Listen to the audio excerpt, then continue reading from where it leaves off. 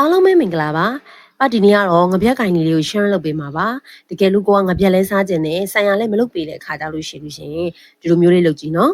အရင်ကလွယ်ကူပါတယ်ရှင်ပထမဆုံးဘက်ကငပြက်ကိုခေါင်းဖြတ်မယ်အမိဖြတ်မယ်ပေါ့နော်အထဲထဲကအညစ်အကြေးတွေကိုထုတ်ပါမယ်ဒီလိုငရဲစီလေးရလေးပေါ့လို့ငငယ်တုန်းကဆိုရင်အမေကအမြဲတမ်းကြော်ကျွေးနေကြတော်တော်လေးစားလို့ကောင်းတယ်ကဲဒီမှာကြည့်ပါဦးငပြက်တွေရပြီဆိုလို့ရှိရင်တော့ပေါ့လို့စားပြီးစေးပါမယ်နော်ကတော့အိမ်မှာရှိတဲ့မကြီးသီးမဲနဲ့လည်းဆေးတယ်တကယ်လို့ကိုကပြားဒါမှမဟုတ်ထုံးနဲ့လည်းဆေးလို့ရပါတယ်ရေလေးနည်းနည်းစွတ်ပြီးတော့ငါးနဲ့မကြီးသီးမဲနဲ့ကိုတသားလေးဖြစ်သွားအောင်ပေါ့နည်းနည်းလေးအဆိပ်ပြီးတော့နေပေးရပါမယ်အခုလိုနေလာလိုက်တာဆိုလို့ရှိရင်အကြည့်အချွေးတွေကတော်တော်လေးကိုထွက်လာပြီဒီလိုအနေထားမျိုးဖြစ်ပြီပေါ့နော်ဒါဆိုလို့ရှိရင်တော့ရေလေးနည်းနည်းစွတ်ပြီးတော့ဘာလို့ဆေးမယ်ထက်ခါဆေးပေးရပါမယ်နော်ငါးလေးတွေကလုံးဝကိုဖွေးပြီးတော့အသားဆိုလို့ရှိရင်အရင်လိုမရွှဲတော့ဘဲနဲ့ကျန်းသွားတဲ့အနေထားကိုဖြစ်သွားပြီဒါဆိုရင်ရပြီပေါ့နော်ဒါတော့နောက်တချို့အနှုတ်ဆေးတာပေါ့အထဲထဲကဗိုက်သားမှရှိတဲ့အမဲလေးတွေကိုဘာလို့ပြောင်းအောင်ဆေးပေးမယ်